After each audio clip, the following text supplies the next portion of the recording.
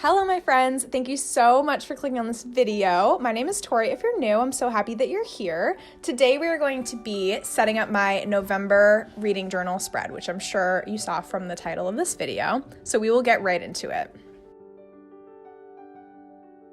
Now, usually November is a difficult month for me to figure out what type of theme I like to do because November for me feels very wintry, but it's actually not officially winter. But this year, now that I'm in California, it definitely does not feel wintry. So instead, I decided to go with a more witchy theme, and it's very, a little celestial because I have some moons in here and overall just witchy, crystal, planty vibes. So that's what we're gonna go with. It's very hand-drawn. I wanted to do a lot of illustrations and I actually had a lot of fun with these illustrations. I tried to push myself to do drawings that I've never done before. I'm happy with how they turned out. So we're starting with my cover page. This is where I'm doing my overall calendar spread. I love the spread because it helps me just stay organized with my content for the month and also my reading plans. And then down at the bottom, I have my little weekly spread where I do weeks 1 through 4. And that's where I put in what books I'm going to try to read and finish during a given week during the month.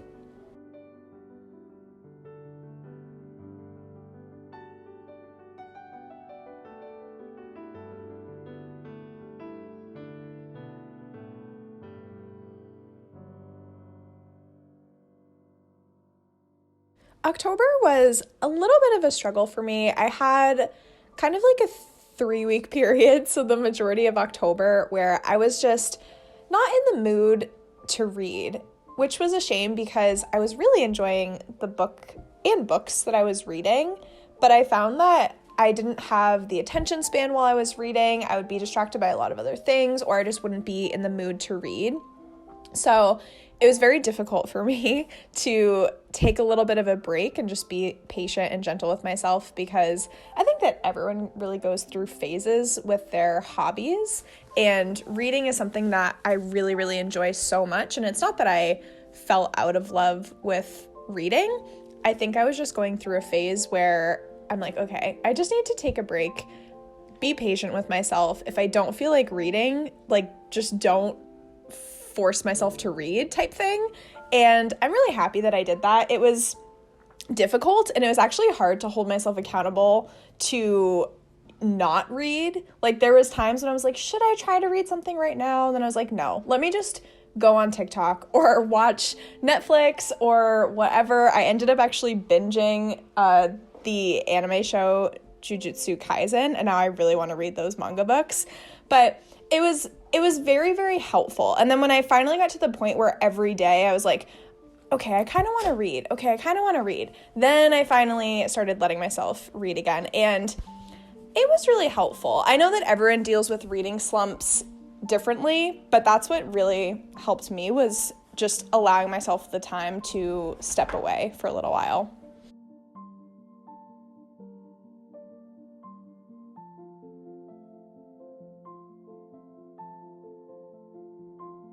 You'll notice that I tried to do something a little bit different and fun to do like a shadow effect when I was writing out November, but it ended up looking weird. It definitely didn't look how I pictured it to, so I go back and I outline all of the letters. Moving on to my to be read spread, and then on the right side of this page, it's kind of a brain dump space. I really, really like having a page or even just a little section in my bullet journal that's just a brain dump space to write either video ideas, content ideas, or just make book lists. I really like curating certain groupings of books and stuff, which I'll try to show you guys more of actually on my Instagram or something. But I really appreciate having that space. And then, as I usually do with my to be read spread, I have a little box for my physical TBR, my Libby holds, my book club reads, and then I actually did a box for my 22 for 22 challenge because I am almost done with it. There are a couple books on that list that I ended up DNFing in October because I just really didn't like them.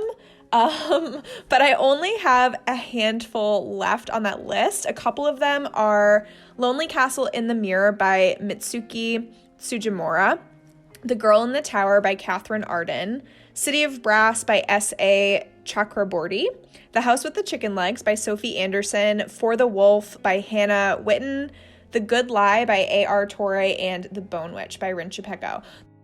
So I'm definitely not reading all of those in November, but I'm trying to get to those books before the end of the year. And then the few others that I have on my TBR list, I really want to read Priory of the Orange Tree because the second book is coming out in January, which is very exciting.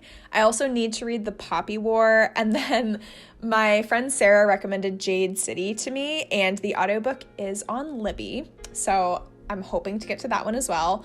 November is seeming to be a very fantasy heavy month, so I'm hoping that I'm not overloading myself. And then our Confused Queens book club pick is Belladonna. If you're ever curious about joining our book club, I will leave our Instagram in the description box below. And then these next two pages, one I leave for my favorite book of the month, so at the end of November, I'll fill in that page. The other is for our Confused Queens book club pick, which I just spoke about. But I wanted to update, these two spreads are actually becoming some of my favorite spreads to fill out at the end of the month, or for the book club pick, it's whenever I read the book. It's really helpful to have that space to write down my thoughts, any quotes that really stood out to me, any character notes, plot notes, all that fun stuff for our book club pick. But then also I do the same thing pretty much for my favorite book of the month once I decide what that's going to be. And I know that there's other book bullet journalers or reading bullet journalers who mostly dedicate their spreads to the book that they're reading.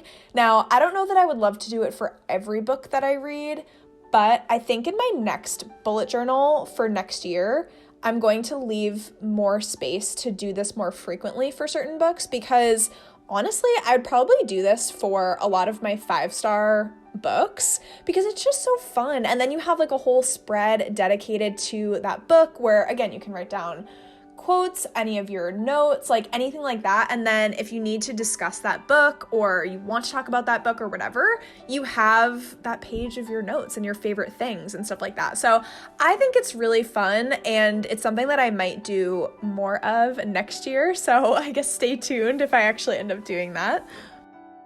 And then these last two pages are for my favorite quotes of the month. And I figured I would just explain here as well. I don't just write down quotes from, my favorite books of the month or my 4-star reads or whatever. Even if I give a book a 2-star rating or whatever, if there were quotes that really resonated with me, that I really related to, that I thought were really profound or stunning, I just write everything down in this section. Like any quotes that I really, really like and I would like to look back on, I write in this section. And it's actually one of my favorite spreads of each month to return to and read through.